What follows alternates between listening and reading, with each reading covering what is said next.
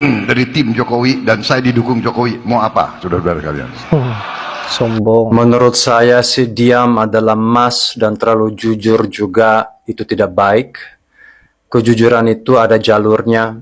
Misalnya kalau kita ketemu orang, aduh kamu kok gendut banget, kok kamu jelek banget sekarang tampangnya, ya kita diam aja.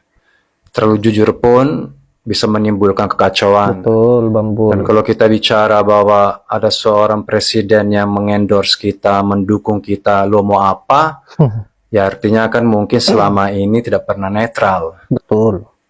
Ya kalau mau endorse diam-diam aja kayaknya ya, nggak harus terlalu belak-belakan seperti ini. Makanya sekarang saya merasakan bahwa kita akan masuk dalam fase kejujuran ini.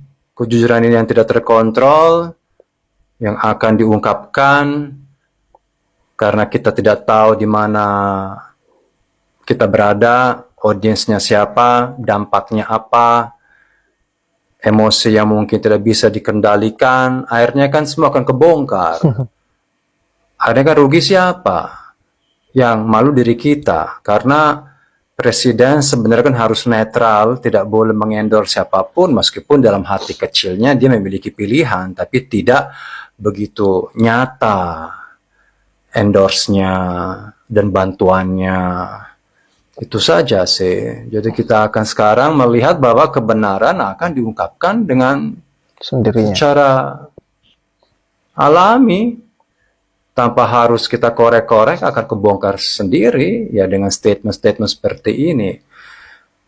Ya harusnya kita khotbah atau pidato atau ceramah tuh pakai teks aja.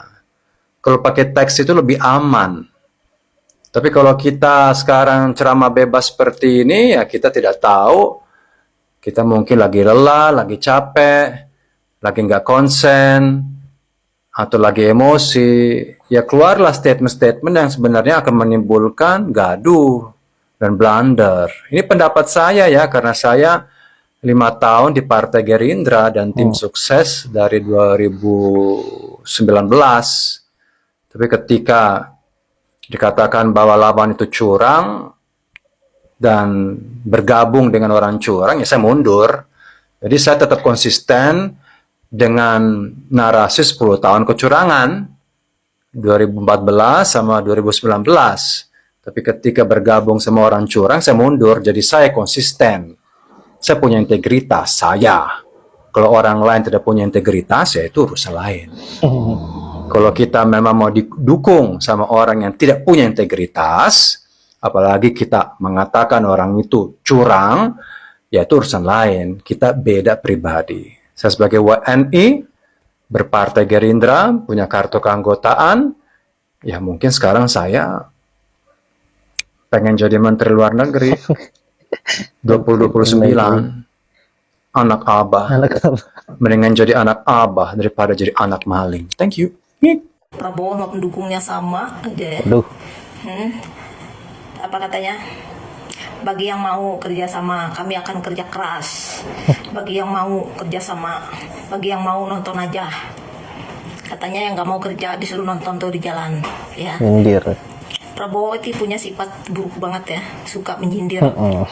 Ya, kita harus jantan Bowo, sebut nama orangnya, ya. Kamu suka banget menyindir ya. Hajar Bun, hajar. Dulu sama Amerika juga menyindir. Sekarang sama satu negara nyindir. Ini kapan sih berani nyebut nama orangnya gitu? Ya, apa susah gitu, Prabowo? Ya, kamu sama pendukungmu sama rusak. Ya, pendukung kamu dulu ya. Ini surat terbuka buat Pak Prabowo, ya. Siapa aja boleh masuk, ya, kerja sama Prabowo. Asal jangan si Anies. Nah, Dendam pribadi tuh Bun. sekarang ini Prabowo yang nyindir, ya. Saya pikir-pikir Pak Anies akan ngemis, ya.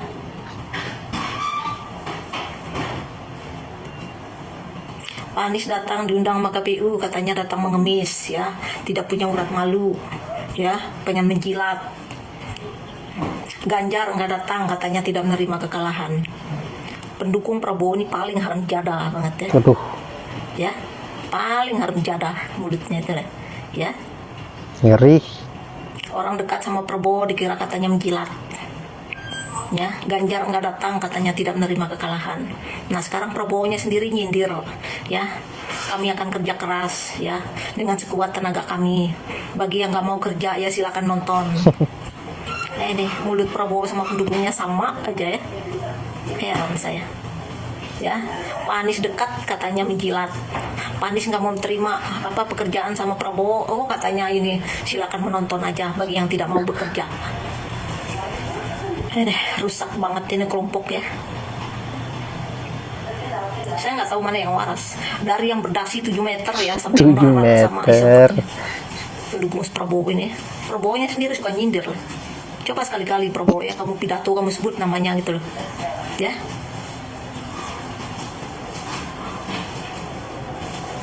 Entar dekat orang katanya penjilat. Nggak mau kerja sama, oh katanya nonton aja bagi yang nggak mau berjuang sama kami. Serba salah. Saat kami kerja nggak usah diganggu-ganggu. Emang kamu mau kerja apa sih Prabowo? Apa yang akan kamu kerjakan? Ya? Apa yang akan kamu kerjakan? Ya? Bagi-bagi tanah sama orang Cina, komunis Cina, atau pulau-pulau dibagi-bagi, atau enggak itu dilelang tuh pulau, ya? Atau Kalimantan, ngundang orang Singapura masuk, ya untuk tinggal di situ. Nanti isi Kalimantan kamu usir tuh. Itu kan nggak usah diganggu begitu ya. Nanti kamu setelah jadi presiden kamu kaya tuh, ambil semua tuh uang pajak rakyat untuk kekayaan kamu ya. Ntar ekonomi menceret, utang numpuk. Apa itu yang akan kamu kerjakan? Itu yang dikerjakan oleh Jokowi 10 tahun Prabowo ya. Kami tidak tahu kapan harga beras turun di era Jokowi ini. Itu yang kami tahu tentang Jokowi pekerjaannya. Kalau janji Jokowi luar biasa ya. Kalau saya jadi presiden saya tidak akan ngutang. Ngutangnya udah 8.000 triliun sekarang. Ya. Kalau saya jadi presiden, saya akan ini lapangan pekerja. 10 juta lapangan pekerjaan. Kita nggak lihat satu-satu deh. Katanya ekonomi akan meroket, boro-boro meroket, nyungsep sampai sekarang.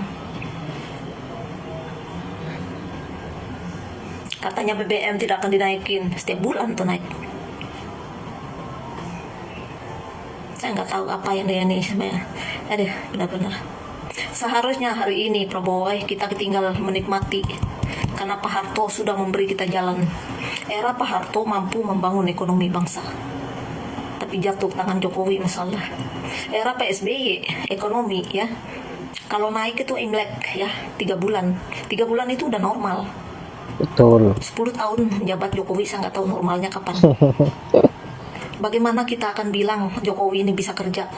Tentang ekonomi saja sangat-sangat meleset. Tapi utang numpuk loh. Negara lain ngutang ya, pemimpinnya untuk memenuhi keinginan rakyatnya. Tapi negara kita ngutangnya buat apa? Katanya tol. Tol kan kerjasama sama swasta. Tapi ekonomi rakyat kita masalah ya, sangat-sangat luar biasa. Ya. Hampir setengah ya Indonesia ini ya pergi cari nafkah ke negara lain. Ya. Untuk menafkahi keluarganya karena tidak mampu ya mendapat makanan di negaranya sendiri. Kamu akan didampingi oleh Luhut. Luhut ini luar biasa. Selama kerja mendampingi Jokowi, kita nggak tahu apa penghasilan Luhut, apa pekerjaan Luhut, kita nggak tahu. Tapi hartanya numpuk hartanya Luhut.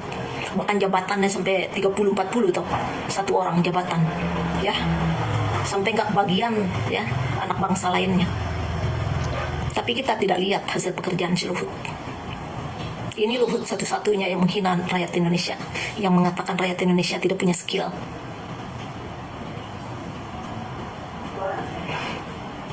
Kerjaan kamu akan sama aja, Prabowo. Kalau kamu tidak mengikuti langkah mertua kamu, Pak Harto. Kalau kamu mengikuti langkah Jokowi, kamu akan datang merusak demokrasi bangsa. Kamu akan menjajah rakyat melewati ekonomi. Itu yang akan kamu lakukan. Dan kami rakyat tidak tinggal diam. Betul. Dulu kami kasih kesempatan Jokowi 2 periode dulu. Itu pun hasil tipuan MK si Usman. Si Usman. Sekarang MK yang lain, Sartoyo, ya. berlaku hal yang sama. Kalau kami sudah kasih kamu kesempatan, Prabowo, kamu tidak mampu mengangkat ekonomi bangsa, tidak bisa mengembalikan demokrasi bangsa. Kami rakyat tidak tinggal diam. Ini negara kami, Prabowo. Ya. Kalau pendukung kamu, ya, anak keturunan PKI, mereka tidak akan peduli negara ini rusak atau tidak. Karena memang mereka perusak. Tapi tidak dengan kami. Tidak dengan kami. Selama kamu bekerja baik, Prabowo, kami tidak akan mengganggu kamu. Tapi kalau kamu datang merusak ekonomi, merusak hukum, kami rakyat tetap akan bersuara. Kami rakyat yang menggaji kalian. Kami juga tahu para pengusaha ya mendekati kamu, menyanjung-nyanjung kamu, ya. Tapi kami yang punya negara ini. Ini negara kami. Hasil perjuangan kakek nenek kami. Yap, saya kira sangat keras ya pernyataan ibu ini, bahkan mengeluarkan kata-kata PKI terhadap pendukung Prabowo. Saya kira semua itu keluar dari mulut ibu ini, yang saya kira kesal dengan apa yang menjadi keputusan Prabowo yang memilih untuk satu kelompok dengan pelaku kecurangan, yaitu Jokowi.